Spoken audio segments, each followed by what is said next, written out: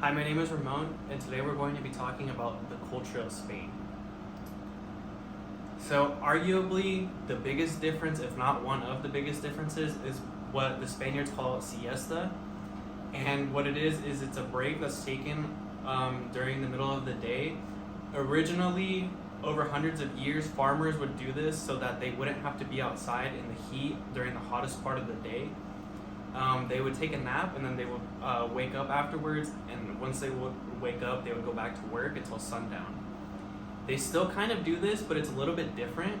A regular workday in Spain begins around 8 or 9 in the morning, and it'll go on until 1 or 2 in the afternoon, where some businesses will close, and they'll stay closed until about 5.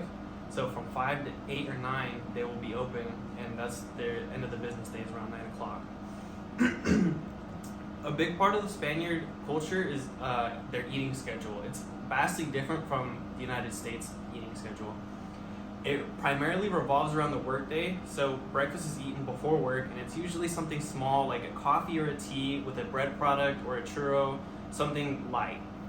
Lunch is taken after the midday break starts around 1 or 2, and it's the most important meal of the day for Spaniards. It's usually something big, a big meal.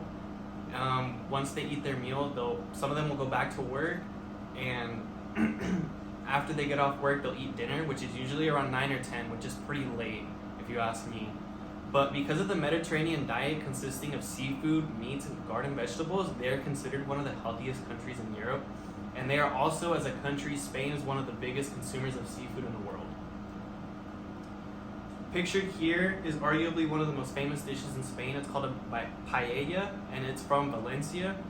There are different variations of paella that can be like seafood, meat, such as pork or beef. But here in this picture, we have one that has chicken, and it also has rice, peas, onions, and other vegetables. Over the course of history, Spain has primarily been Roman Catholic, and due to the religious history that they have, many statues, churches, and art pieces have been created as a tribute. Pictured here is a cathedral in Granada. It was created in the 1500s. On the left is the outside of the cathedral, and on the right is the inside. And to this day, most Spaniards are still Roman Catholic. Festivals are an extremely important part of Spanish culture. Every town has an annual festival. The origins of these festivals usually have something to do with religion, such as Holy Week or Easter, or sometimes it'll be the patron saint or even Jesus. And during these festivals, people will eat, dance, and attend church, or they'll go visit shrines. It's no secret that bullfighting is an important part of Spanish culture. Bullfighting can be traced back to as early as 711 AD. It is an event where men ceremonially fight, and sometimes they kill the bull in an arena for public entertainment. And on the right, we have a flamenco. It's a style of Spanish music played on the guitar, and it's usually accompanied by singing and dancing.